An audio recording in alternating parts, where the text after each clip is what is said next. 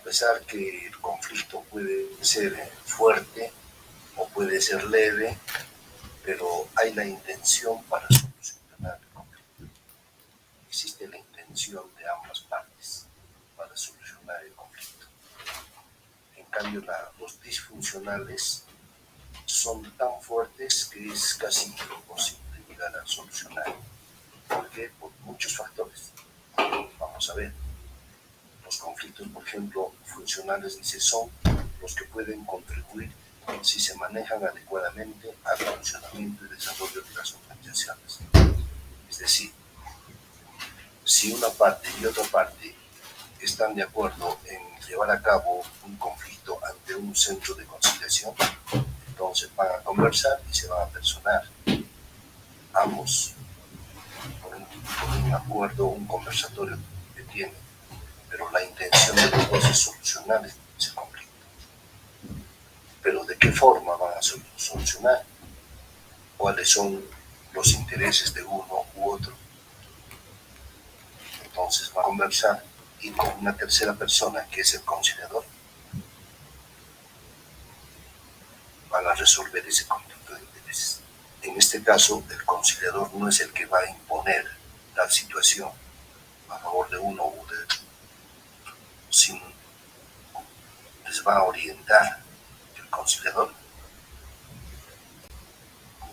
para ver los pros y los contras y también una diferencia con la administración de justicia en el Poder Judicial. Es lo que más les conviene.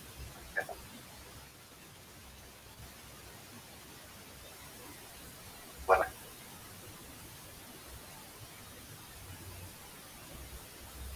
por ejemplo, acá tenemos las circunstancias del bien utilizada, puede ser bien utilizada esas circunstancias, ese conflicto, el dicho de una persona, el dicho de otra persona, puede ser tomada por el lado positivo, ¿ya? Frente a cada interrogante, frente a cada pregunta, frente a cada interés que uno tenga, va a dar la respuesta el otro, de tal forma que se va a llegar a buenos acuerdos. En cambio, también puede ser mal utilizada. Ciertas personas tienen mucha habilidad para sacar provecho de algo, en consecuencia van a tratar de convencer a la otra parte, pero no convencer para una satisfacción propia de ambos, sino la satisfacción propia de uno mismo, y va a tratar de convencer. Así es, pero en el fondo quiere sacar provecho de algo. En el fondo es eso. ¿Qué más nos dice? Los conflictos pueden ser constructivos cuando involucran personas para resolver problemas. Es decir, no solamente las dos partes, sujeto activo, pasivo, acreedor, deudor, etcétera, se pueden llamar las dos partes que intervienen, sino que se dan todavía, pueden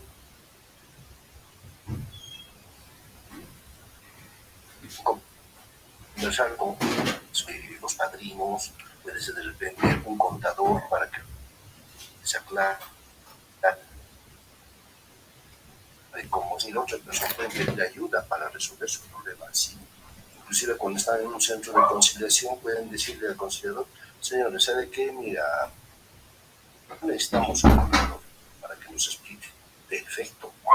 Llamamos a uno, llamamos a otro y él nos va a explicar y hacemos conocer cuál es el conflicto, y el contador, con sus medios técnicos que tiene y especialización, nos va a explicar cuál es la razón de cobrar el dinero, qué intereses corresponde y qué interés no corresponde. Eso nos va a explicar. Muy bien, entonces contamos con un perito, un contador, un psicólogo, de acuerdo al caso. Causa una comunicación auténtica, efectivamente, el funcional es ese. Existe la comunicación ya conversamos anteriormente. En consecuencia, si no hay comunicación adecuada, entonces nunca va a haber un ánimo de solución. La comunicación tiene que ser fluida. La comunicación, jóvenes, tiene que ser tan transparente y clara, notoria, que no puede haber dudas de ninguna clase. No puede haber. El lenguaje común y corriente que utilizamos se puede utilizar en una audiencia de conciliación, sí se puede. inclusive no podemos utilizar o tratemos de repente, bueno, si no podemos utilizar otro lenguaje coloquial más común, más entendible de acuerdo al lugar y a la naturaleza de las personas. Lo importante es que nos entiendan. Eso es sumamente importante, la comunicación. Ayuda a liberar emociones, ansiedad y tensiones. Obviamente, si existe una buena comunicación, un buen interés por las partes en solucionar su conflicto, entonces pues toda tensión nerviosa va a bajar. Uno se siente ansioso, ¿qué voy a hacer? Que esto me quiere quitar mi casa y no puede ser posible, va a bajar. La ansiedad que tiene uno por ganar algo, eso también tiene que bajar. ¿Por qué? Porque acá ya no se trata quién es más vivo, quién es más inteligente, quién es no, sino a cada cual lo que le corresponde de acuerdo a ley. Y muchas veces todavía se presenta este caso, de que una de las partes sabe que tiene la razón, sabe perfectamente que no, para mí me corresponde tanta porción de herencia, vamos a hablar de cuestiones hereditarias.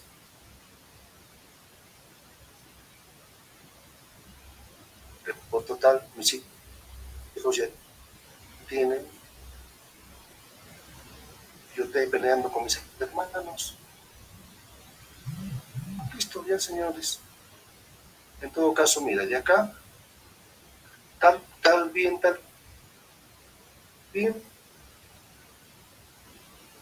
el otro hermano agrediendo, pero por razones morales, familiares, de ese punto. No solamente es equitativo, ¿no? Pero lo que sí quiere esa persona que aporta mucho más mirada dentro de la familia. Hay mucha gente que es así, es bien comprensible. Pero así como esa gente comprensible, también hay gente pues, que no quiere perder por ningún motivo. No, a mí me toca la tercera parte y punto, se acabó. Pero entiende que tal hermano no tiene. No, a mí que me interesa eso.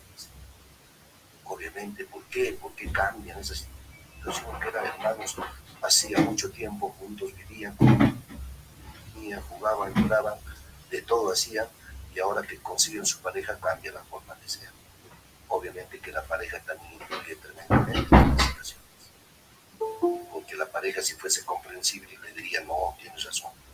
Si tu hermano no tiene, dale, pues nosotros ya tenemos, por lo menos ama. Pero él no tiene, es perfecto, dale un poco más. Pero no, la pareja dice, no, ¿por qué? Te corresponde la tercera parte, punto, se acabó. Y si tú no quieres así, nos separamos. Ya le está amenazando, entonces el otro va a tener que sujetarse a retomar todo.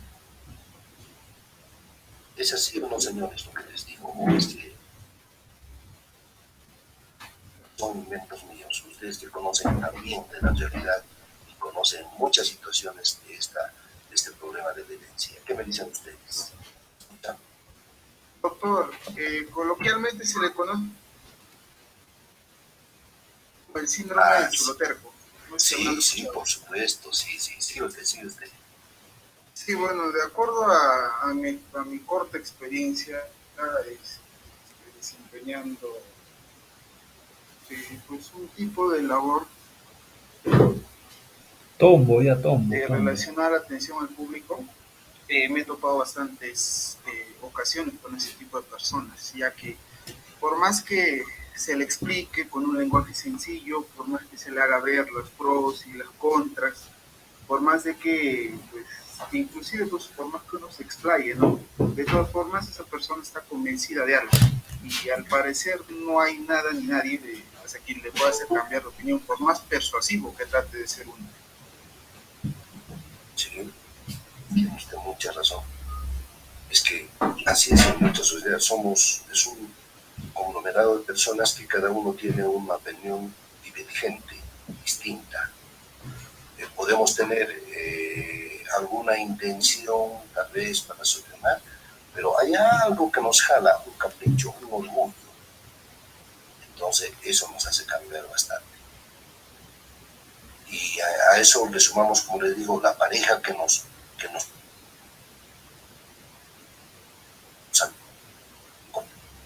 acompaña. Entonces eso todavía lo empeora. Pero sí, como usted dice, como médicos que no entendemos ni para atrás ni para adelante. Pero bueno, sería bueno, pero que estemos dentro de lo justo. Muchas veces exigimos lo justo. Ese es el problema. Pero al final de cuentas, quienes van a decidir en la solución del conflicto son las partes. Entonces no hay conciliación, última ratio, poder judicial. Así es. Bueno, nos contamos en una ciudad de todo tipo de personas, eso sí. Siguiente punto, dice, desarrolla cooperación y deseo de aprender de otros. Esa es una persona amplia, esa es una persona amplia. ¿Por qué? Porque necesita cooperación. ¿Qué dice usted? ¿Qué dice usted? Escucho. ¿Para qué le escucho? Para sacar conclusiones, para orientar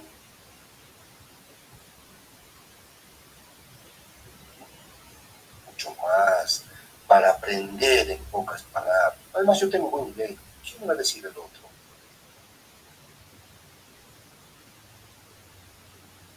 Que nada, no haciendo un personalismo único y terquedad, obviamente.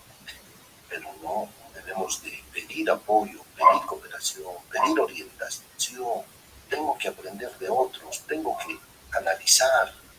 Y por eso, desde hace tiempo estamos hablando de que nosotros como personas adultas necesitamos psiquiátricas. Necesitamos, señores, lo entendamos por cualquier punto de vista, pero necesitamos. No pensemos que porque soy adulto y soy profesional y tengo mis títulos, grados académicos, etcétera, ya soy el máximo. No, posiciones con conflictos en el hogar, en la sociedad, en el trabajo, con amigos, con pareja, etcétera.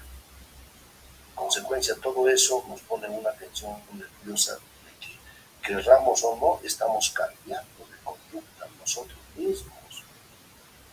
Aparentemente sí, estamos bien, perfecto, no, pero alguien por lo menos alguien de nosotros hemos dicho, por favor, hágame dar cuenta de mis errores. No, pero tú te enojas, te vas a encaprichar, no, hágame dar cuenta, por favor. Entonces esa persona está dando motivo para que otra le diga, no, ¿sabes qué? Tal día, tú estabas así, así, así. Dijiste una cosa, ofendiste a varias personas, para ti estaba bien, pero en la defensa, esas palabras mal utilizadas, entonces ahí tenemos que entrar nosotros. Y nosotros, digo nosotros porque ustedes pronto van a ser colegas míos, abogados también, entonces tenemos que estar involucrados en esa clase de problemas para ayudar a resolver, jóvenes. Con terquedad no lo vamos a conseguir nada, nada, absolutamente nada. Tenemos que nosotros llegar a conocer tanto a las personas, por eso también les decía que para nuestra carrera, nuestra digna, linda carrera profesional de abogado, pues es necesario tener algo de conocimiento de psicología para enfrentarse a las personas, conversar con las personas y ver de inmediato la intención que tienen. Y de acuerdo a eso, seguimos adelante el diálogo. Es muy necesario. Ustedes seguramente han hecho prácticas ya con derecho penal o no lo han hecho o están haciendo, no sé. Pero enfrentarse, por ejemplo, ustedes van a algún centro penitenciario, se enfrentan a esos señores que han cometido delitos, uy, olvídense, la vida es distinta ahí adentro. Ellos hablan groserías, son machos, o te amenazan, apenas ingresas, y uno se sale corriendo de ahí. Pero, y la profesión de ustedes, la capacitación de ustedes, el diálogo que tienen que tener con esa persona, tiene que cambiar. Y eso lo van a conseguir ustedes, lo van a conseguir. Y va a llegar un momento en que van a conversar. Un señor moreno de 1,90 m, cara cortada inclusive, que van a hacer ustedes, bueno, vamos a temblar de miedo y me voy a escapar. No sé, hay que enfrentarlos con buen tino, buena palabra y adelante. Va a resolver su problema y ayudarlo en todo lo que se pueda, orientándole más que todo en la defensa. Muy bien, ayuda a desarrollar entendimiento y destrezas. Obviamente, nos hace despertar pues, a nosotros.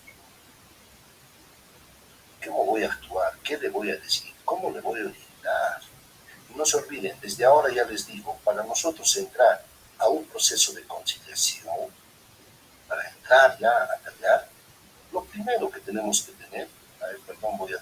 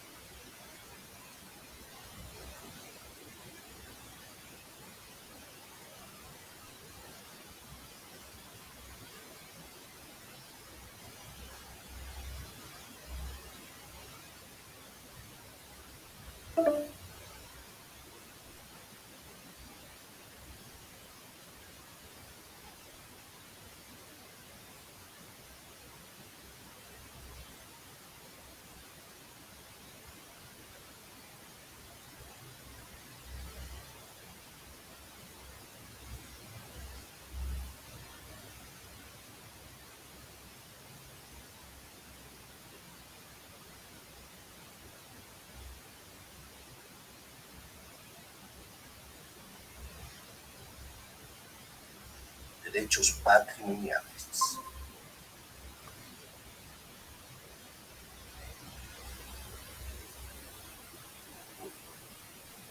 También lo contrario a eso, derechos extrapatrimoniales.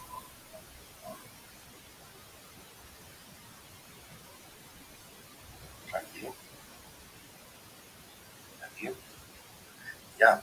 Entonces vamos a tratar de explicar entre los dos. Derechos disponibles. Disponibles porque su nombre lo dice, podemos disponer libremente de nosotros. Va a ser derechos o materia de un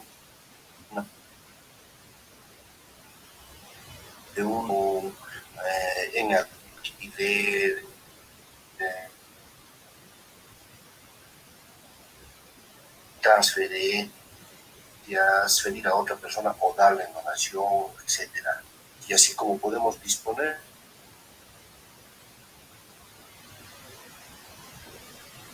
adquirir inmuebles, porque están sujetos a valorización, están sujetos a una cuantificación económica, ¿ya? Son los derechos disponibles. Los derechos patrimoniales, algo parecido, corresponden a un patrimonio, bienes muebles o inmuebles, se pueden transferir, se pueden vender, enajenar. Los derechos patrimoniales. Lo contrario a eso, los derechos extrapatrimoniales son los que no están sujetos a compra-venta. No, los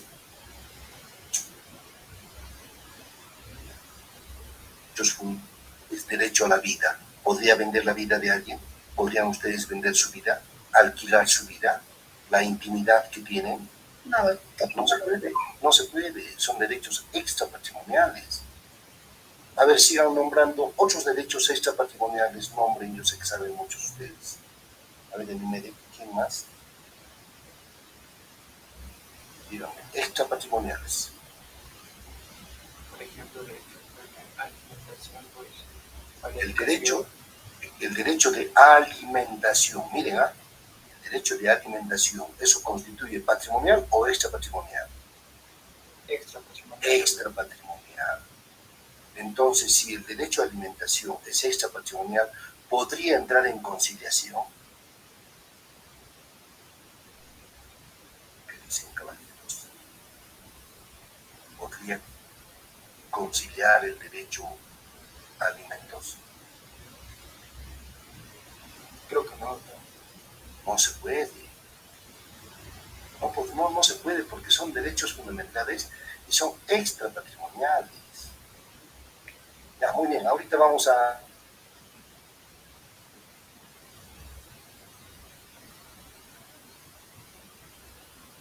ampliar estos derechos extrapatrimoniales. Otro derecho extrapatrimonial, por favor, otro. Derecho a la libertad. Derecho a la libertad. Derecho a la libertad es otro. Tampoco se puede disponer, transigir la libertad. No se puede. Otro derecho. ¿Me estaba diciendo un joven? Dígame. Derecho de privacidad, doctor. Derecho de privacidad. También es otro derecho. Son varios los derechos, ¿no? Al nombre, el nombre, podemos vender mi nombre es Aquilo, puedo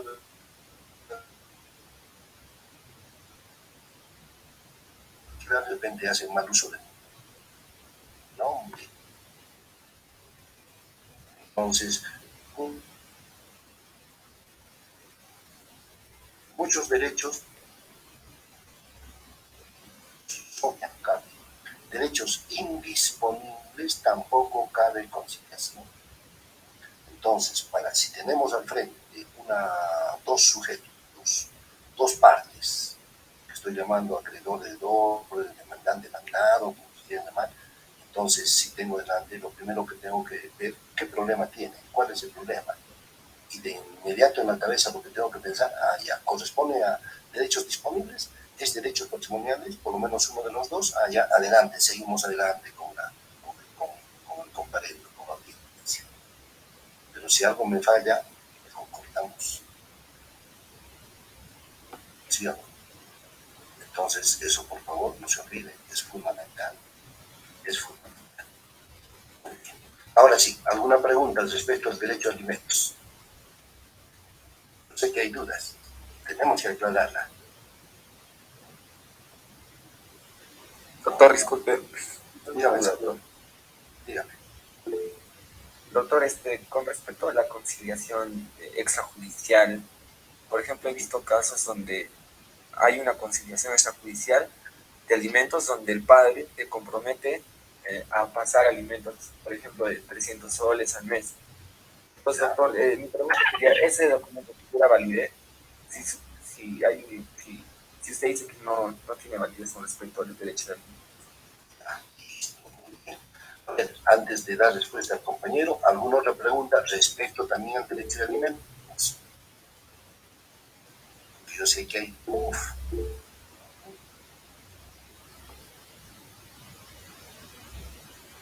preguntas ahí. Háganla. Una vez, Doctor, para aclarar frente a todos. ¿Ya? A ver, otro compañero. Sí, dígame. doctor Carrasco, buenas tardes. ¿Escucha, doctor? Sí, sí, le Ya. escucho. Dígame nomás, señor. Doctor, no le he entendido bien esa parte, doctor. ¿En qué sentido el derecho a la alimentación, o sea, en qué sentido perdería, ¿no? De repente el derecho una persona, ¿no? No le he entendido toda esa parte. O sea, ¿cómo es Ya, que perdería eso? Porque que yo sepa, para el tema de alimentos, procede la conciliación, doctor, primeramente, no antes de llegar a, a sede judicial, doctor. Entonces, de repente usted lo ha hecho de otra forma que no lo entendí, es que el ya, internet está fallando, ¿no, doctor? ya. Yo no les he dicho tampoco nada de eso.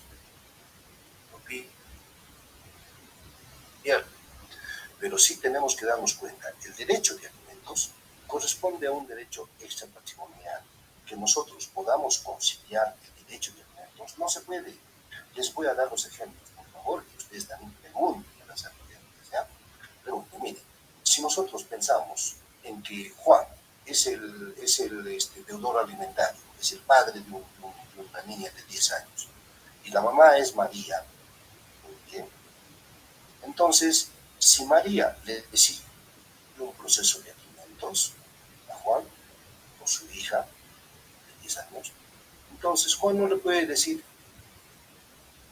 María, ¿sabes qué? ¿Para qué me has seguido un proceso de alimentos? No me puedes seguir porque voy a tener antecedentes ya. Yo estoy a punto de presentarme a un concurso a la magistratura y con ese proceso obviamente que no voy a poder. En consecuencia, conciliemos el proceso de alimentos. En todo caso, retíralo y yo te voy a dar directamente a ti. Va a desaparecer el proceso de alimentos. En consecuencia, pues yo voy a seguir cumpliendo a ti, te voy a dar, ¿cuánto quieres? Unos 500, ya 500, pero retira. Va a querer conciliar en retirar ese proceso, pero resulta que el juez no le va a aceptar, no le va a aceptar. ¿Por qué razón? Porque lo que se está discutiendo son los derechos de alimentos del menor de edad. No se está discutiendo el monto, se está discutiendo el derecho fundamental. En consecuencia, por eso no es conciliación. Lo que sí podría considerarse es el monto. ¿Cuánto va a ser?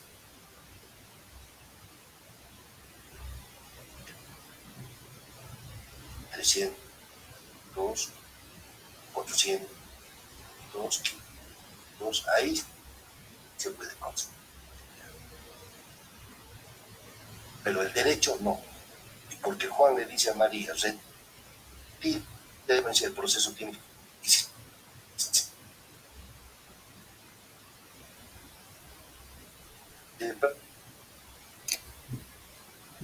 Tenta, pues, al consejo.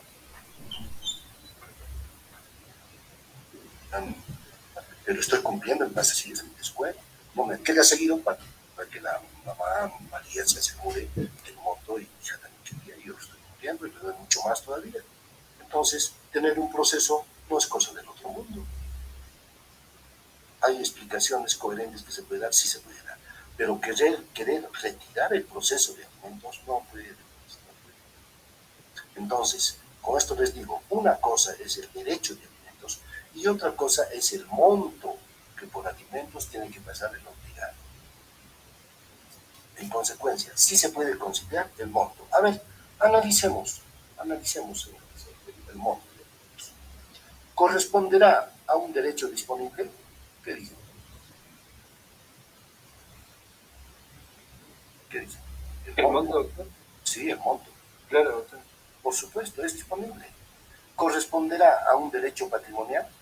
Por supuesto. También. En consecuencia, sí se puede conciliar el monto de alimentos, el derecho de alimentos, ¿no? ¿Ve? ¿Alguna pregunta respecto a ese punto? Antes de dar respuesta a nuestro compañero que donde me dijo que levantaron un acta de alimentos, a ver, este punto, ¿alguna pregunta, alguna aclaración? Doctor, Sí, tal vez una acotación a ver.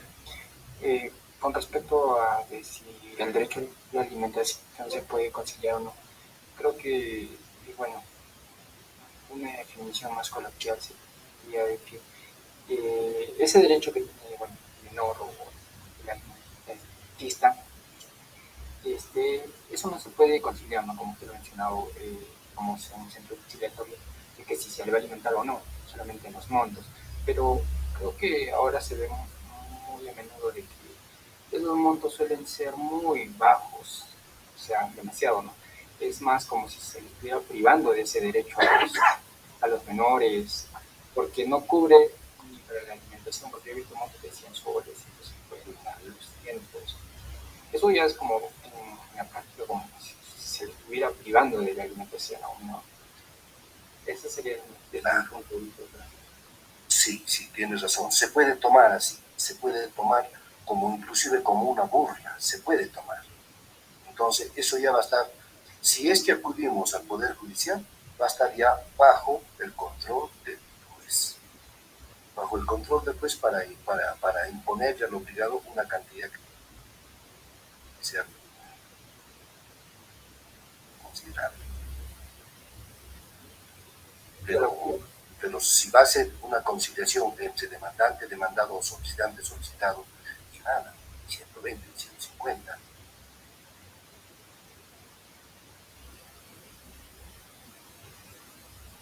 Claro, pero también yo he visto en por ahí. Bueno, eso es muy por argumentación de la parte demandada, ¿no? Como que justifica por qué no puede pasar más. Indirectamente, bueno, sucede eso. Sí, eso hay resoluciones judiciales inclusive que imponen menos. ¿Por qué? Porque el demandado pues no demuestra una capacidad económica, no tiene, está estudiando, varias cosas alega y demuestra. En consecuencia también el juez tiene que valorar esa situación y le pone así 150, 180, 120, le pone así, ¿no? Pero bueno, de alguna manera hay un monto que tiene que cumplir y eso obviamente que va a sumarse con el transcurso del tiempo y pese a eso también de que el monto es bajo, el obligado no cumple. En consecuencia posterior sacará una liquidación, etcétera, y si no paga, ustedes ya saben qué proceso va a seguir. Si no paga, no cumple los alimentos, ¿qué proceso podría seguir? Omisión a la asistencia familiar. En consecuencia se va a instaurar un proceso penal que pueden de inmediato capturar al obligado, en este caso va a ser denunciado y le mandan a Canadá hasta que pague por lo menos la liquidación completa, ¿no? Pero ya es una forma de exigir el cumplimiento proveniente de alimentos, sí. Pero sí hay esa clase de cantidades que muchos magistrados imponen. Obviamente que es bajísimo, porque también decirle a un niño, ¿sabes qué? ¿Por qué está pasando 100 soles? El niño ya se da cuenta, mamá, eso no me alcanza ni para el pan de 10 días, ni leche.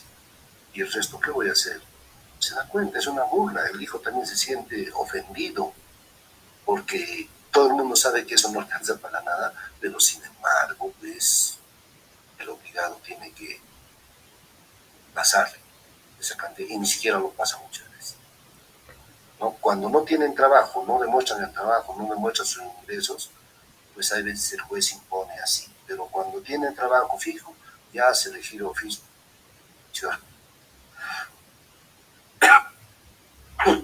a la empresa para descontarle un porcentaje considerable de lo que gana un porcentaje, es mucho mejor. Pero igual, si uno ve que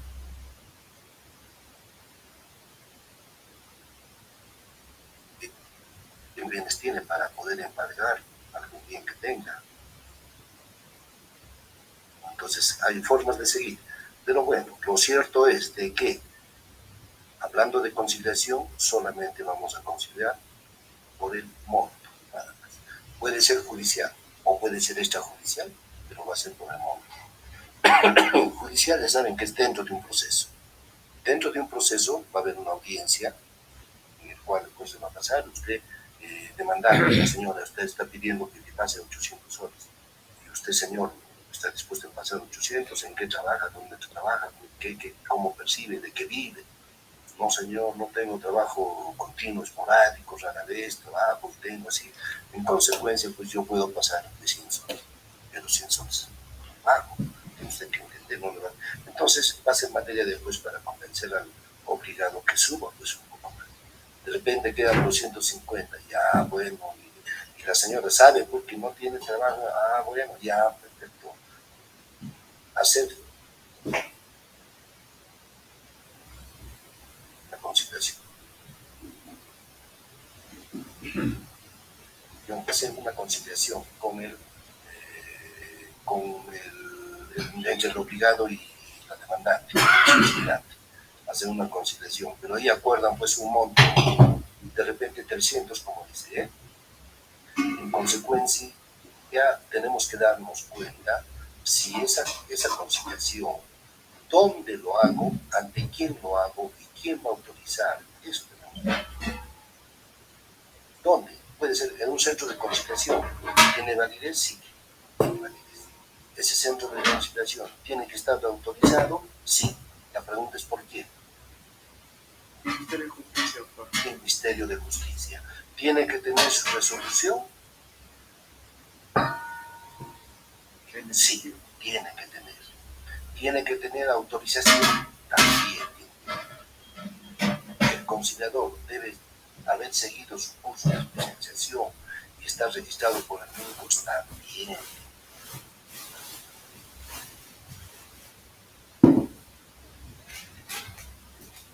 Entonces,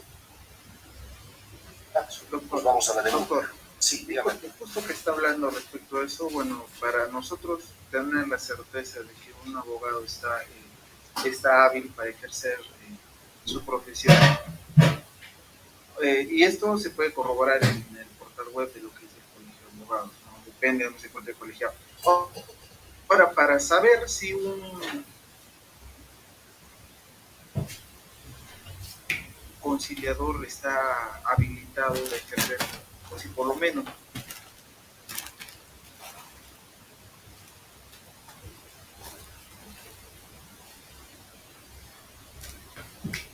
claro, sencillamente ustedes o bien van al número y un bus y ahí les va a dar la respuesta si está o no está, si esto está actualizado. Y todo el problema en ese lugar o cambia a otro lugar. Ahora, no solamente eso, señor, soy el abogado tal, o el arquitecto, el ingeniero, porque el considerador puede ser cualquier persona. Muy bien, su DNI perfecto, igualito entra a la consulta y le va a dar una respuesta de inmediato. Entonces salen de esa duda. ¿Saben por qué? Porque también ustedes no se van a someter a un engaño o a una estafa. Donde estén ahí conversando por acá, por allá y al final no está autorizado. Somos tan ingenuos y al final el perjuicio lo llevamos nosotros. Entonces uno tiene que averiguar. Antes hay que averiguar, no directamente. Y si es que les demuestra perfecto, muy bien, entonces ya adelante se sigue. ¿No? Entonces, igual los que yo veo, ¿no? Cursos acelerados de conciliadores, de esto, de lo otro, eso, hay muchos cursos, ¿no? Entonces todo obviamente tiene que estar registrado en MINJUS.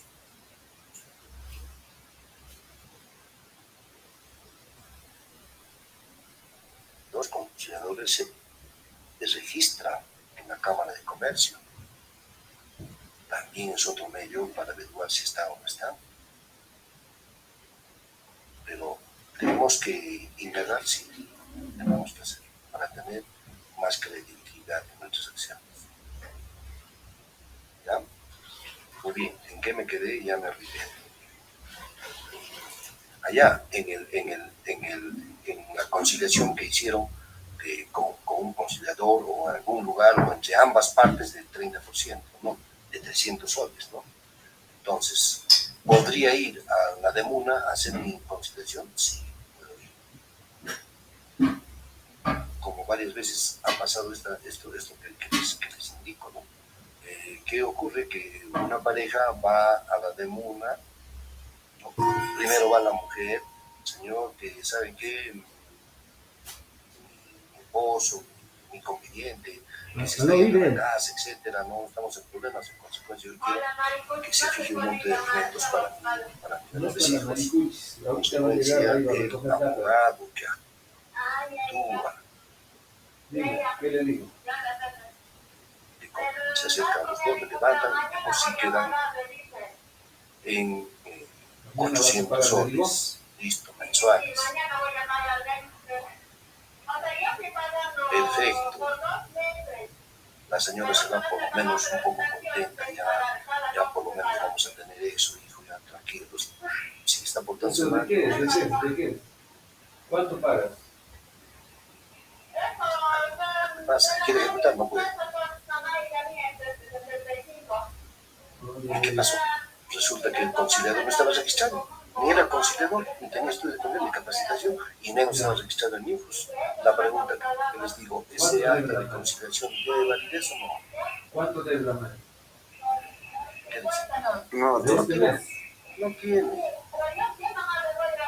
Será un medio de prueba para seguir un proceso de alimento vía judicial, pero podrá exigir los 8, 9, 10 meses que se ha pasado una liquidación por eso. ¿Podrá? No. No puede, porque ese acta no tiene validez. ¿Ven? Fíjense, en los municipios pasa eso constantemente. Entonces también tenemos que averiguar si en cualquier municipio existe un centro a la mujer, a los niños y ancianos, vulnerables, en respecto a alimentos. Tengo que averiguar, tengo que pedirle por lo menos su resolución, sí. Tiene que tener su resolución de alcaldía, sí.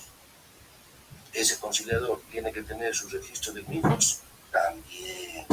Entonces adelante, vamos, si no, voy a perder tiempo, voy a perder muchas cosas y al final, en vano hice tanta cosa. Mejor recibo judicial directamente. ¿Ya está? Entonces, hay varias cosas que observar, varias cosas que verificar, caballeros. Por eso les digo, mira, y estamos hablando de muchas instituciones jurídicas, ¿sabes? Civil, penal, laboral, de todo vamos a hablar. Por eso conviene que las clases que estamos dando, ustedes estén presentes, participen, pregunten, para saber todo, porque ya estamos desarrollando como si ustedes fuesen ya abogados. Entonces, en ese sentido hay que ponerle mucho más interés en todo. ¿Ya? Listo. ¿Alguna pregunta antes de pasar? Doctor, Dígame, por favor.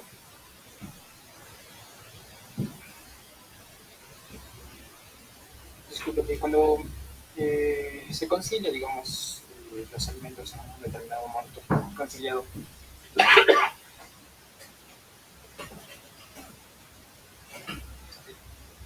ya se puede seguir, digamos, un proceso de La conciliación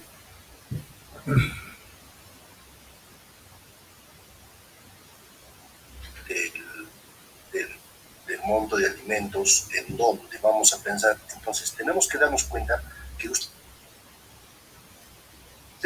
ese acta, ¿podré ejecutar o no? ¿Qué me dicen ustedes? ¿En qué proceso? Proceso único de ejecución. Ahí está el proceso único de ejecución. ¿Por qué? Porque la ley nos dice que títulos con mérito de ejecución también está el acta de conciliación judicial o está. Sigue de inmediato el proceso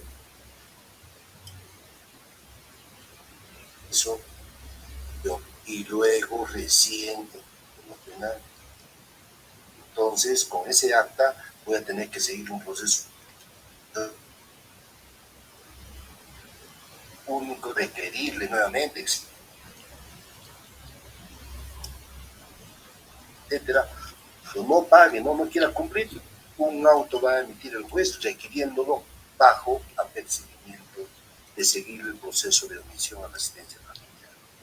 Tampoco cumple en los días que el juez ordene, en consecuencia puede solicitar partes dobles o directamente la denuncia a la Fiscalía para que instaure y formalice la denuncia penal en contra del obligado.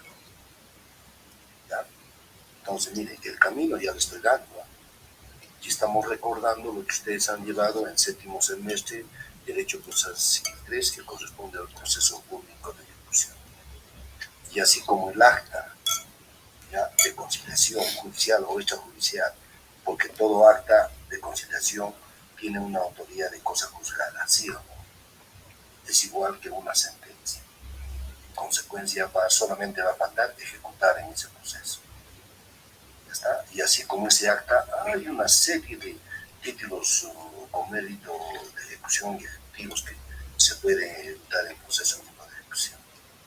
Títulos, valores también. Títulos, valores también, transacciones judiciales, escrituras públicas, recibo de arriendos, una serie de documentos, y es muy interesante conocer.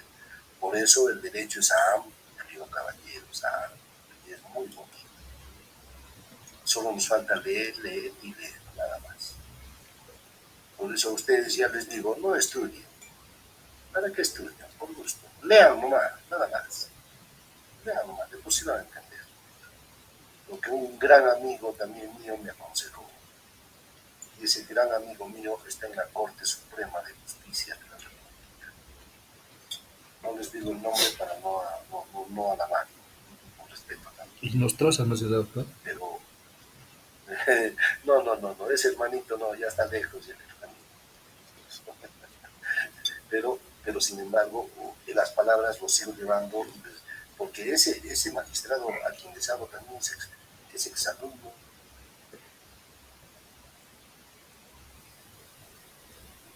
De nuestra facultad, ¿verdad? Pero muy estudioso, muy leído, muy conocedor, y así está donde debe estar. Muy bien. ¿Alguna pregunta más, caballero? Doctor, buenas noches. Buenas noches. ¿Hacen saludar? No, creo que el compañero Canaza quería participar, le cedo, por favor. Ya, señor Canaza, por favor, dígame. Lo mío son tanto extensos, doctor. Sigan nomás, compañero Castro. Señor Castro, te está retornando la palabra.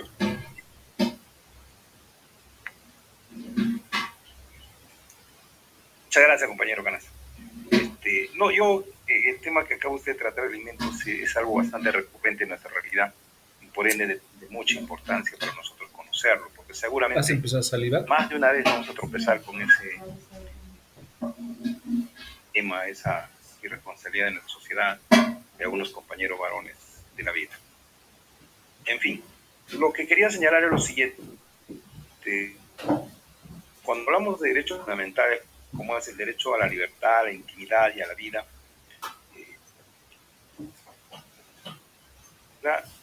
va habiendo cierta evolución de las consideraciones de criterios de valor por el mismo. Y entonces también va a comenzar a surtir esto una suerte de modificaciones en los legisladores para ampliar un poquito más este campo. Si bien estos no son conciliables, académicamente hablando, en la realidad sí se da, doctor, y sí son disponibles, y sí son moneda de mercancía. Por ejemplo, muchos de los compañeros deben conocer los famosos reality shows. Los reality shows que en nuestro Perú es poco, pero ahí están. En otros países, los que tienen cable, ley lo ve, y en algunos programas que son para personas de 14 para arriba, ven cómo personas se someten a un programa por una semana, por 15 días, y exponen su vivencia íntima, personal, y su libertad, su privacidad a las cámaras, por lapsos de 24/7, sin ¿Cuándo termina? negociable, pero sucede en la práctica y en la vida. Se dispone de esta y se cobra por esta. No. Ese es uno, sobre lo que es el derecho a la privacidad y a la libertad de mí. El otro, que también existe y sucede, eso lo conozco un poquito yo más, es por ejemplo cuando hay personas que voluntariamente se someten para ser pacientes de observancia, estando sanos, como pacientes para lo que son los famosos ensayos clínicos, a sabiendas, y son conscientes que la administración de determinadas drogas de prueba pudieran concluir en su muerte. O sea, sí disponen de su vida, sí disponen de su existencia, a pesar que hay normas en nuestro país que señalan que no se puede hacer eso. No. Eso solamente como comentario, doctor, pero eso existe en nuestra realidad. Gracias a usted. Perfecto, tiene usted mucha razón. Pero vamos a ver, desde el último punto de vista que tiene usted, efectivamente hay personas que, a pesar que por el principio de la legalidad está imposibilitada una persona para disponer algunos derechos extrapatrimoniales, pero lo hace. O sea, existe una aceptación de la persona. Por ejemplo, si yo quiero hablar de mi vida privada, pues entonces yo voy a aceptar. Entonces llamaré a un periodista, a un camarógrafo que me filme, etcétera. Entonces yo estoy aceptando. Es muy distinto que otra persona me obligue a hacerlo. Claramente, clandestinamente, me cabe. Entonces sería violación de la privacidad, de la intimidad personal. Pero cuando uno lo acepta, la figura cambia, ¿no? Como esos derechos disponibles, muchos disponen de su cuerpo para algo, entonces es una aceptación propia. Yo voy a disponer para que mis riñones pasen pues a mi hijo, muy bien, dispongo. Entonces, frente a esa decisión que yo tome, pues la ley no me va a decir, no, usted no puede, señor. No, yo no puedo hacer, no quiero hacer, y lo voy a hacer. Porque mi hijo está mal, yo le voy a dar mi riñón. Muy bien. Si usted lo acepta, entonces sí procede. Entonces, uno tiene que ver la predisposición de la persona a la autorización, obviamente, que tiene que tener de sí mismo, firmar los documentos correspondientes, para no pensar que se le está quitando un órgano clandestinamente y se le está poniendo a otro bajo cierta condición de venta de repente, ¿no? Que eso sí está prohibido. Entonces, igual sucede, por ejemplo, cuando en alimentos sucede eso, ¿no? Que en la práctica, en la realidad, en la sociedad se da. Pero muchas veces pues lo hacen callado, ¿no? Porque la mamá cuando quiere denunciarme, no me das alimentos, te vas por acá, por allá, y tus hijos están así, te voy a seguir procediendo de alimentos.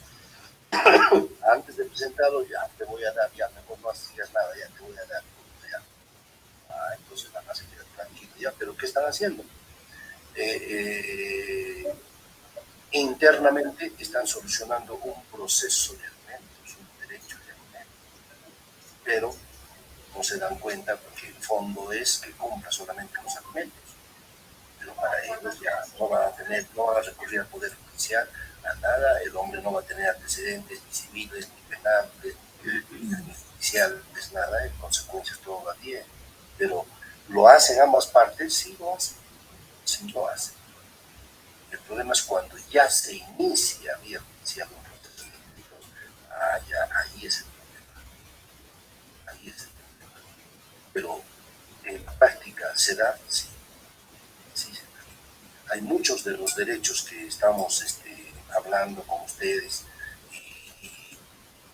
y obviamente que pues nos vamos en contra de ellos, muchas veces se va en contra de ellos. Pero el punto es de que no es notorio o hay acuerdo entre ambas partes, y punto. Y también puede ser de que de repente lo dejen en abandono. Lo dejen en abandono el proceso. En consecuencia, de por sí solo ese proceso va a morir. Entonces hay muchas formas para evitar, sí. Pero así en forma indirecta que queramos nosotros conciliar, transigir los derechos de alimentos, eso ya está muy difícil. Muy bien, ¿alguna pregunta más? Ahora sí, le voy a lanzar la pregunta. Mi duda es respecto a la subsistencia de la obligación alimentaria. Ya. En este caso, si bien esto pues, no se da de oficio, como entendió, pues el interesado solicita, ¿no? Una vez de que pues desee desistir, ¿esto podría ser materia de conciliación, doctor? ¿Cómo? A ver, repita, por favor. Respecto a la subsistencia de la obligación alimentaria, ya cumplí mi 18, estoy a mi 20, ¿no? Y sin embargo he solicitado pensión de alimentos y me lo han concedido. Ahora, de ser el caso de que pues ya hasta aquí nomás, y esto podría ser materia de conciliación para poder resistir de esto, ¿o cuál es el procedimiento? Lógicamente que no va a ser materia de conciliación, pero hay otras vías. Por ejemplo, vamos a pensar que un joven de 15 años, la mamá siguió alimentos, el papá le está pasando alimentos oficialmente, normal, llega a tener 18 años y el joven continúa estudiando en la universidad, los alimentos van a continuar igual. Resulta que el joven termina su carrera universitaria, ya es profesional. En consecuencia, si el obligado no interpone cesación o extinción de la obligación alimentaria, pues los alimentos van a continuar. Entonces, en este caso, el obligado, el demandado, tendría que solicitar exoneración de alimentos. ¿Por qué razón? Porque el hijo ya es profesional, acredita con su título profesional, en consecuencia el juez va a ordenar que se le exonere respecto a ese hijo y a los demás se seguirá dando. En consecuencia, tiene que recurrir el obligado, solicitarlo el obligado. Si no lo hace, porque se lleva bien con el hijo, muy bien, entonces el hijo pues va a seguir percibiendo esa mensualidad que le va a hacer el papá. Salvo que el hijo le diga, papá, ¿sabes qué? Mira, yo ya trabajo, entonces sí, este proceso, muy bien. Pero no le puede decir, papá, ¿sabes qué? Vamos a hacer una conciliación. ¿Por qué? Porque quiere matar el proceso. Y el proceso no lo va a poder matar así, con una conciliación. Sino el papá tendría que seguir exoneración de alimentos. Presentará la demanda, ver una audiencia, preguntará o contestará la demanda el hijo y dirá, sí, efectivamente, yo soy profesional, y por consecuencia me allano a la demanda del demandante, en este caso del papá. Muy bien, y el juez va a declarar fundada y se girará oficio al lugar donde trabaja el papá y se cortará esa pensión de alimentos. De esa forma va a terminar así. Pero que haga una conciliación, no. ¿Por qué? Porque si el papá está trabajando en una institución pública o privada, donde sea, ellos van a requerir también una orden judicial, que el juez les diga que ya no se le deben pasar alimentos al hijo, como hoy día. Pero si ambas partes hacen su documento, esa entidad no le va a hacer caso, porque no tiene validez para ellos. ¿Ya? ¿Se entendió lo que dije? Perfectamente, doctor. Ya, ok. Muy bien, caballeros, ya faltan 20 minutitos para terminar. Nos prepararemos también, y ustedes igual para el siguiente curso y sección que tenemos. Continuamos, por favor. Ya estas diapositivas que hoy ya se podía pasar también el día de mañana se los haré para igual vayamos avanzando, ¿ya? Ok, muchas gracias.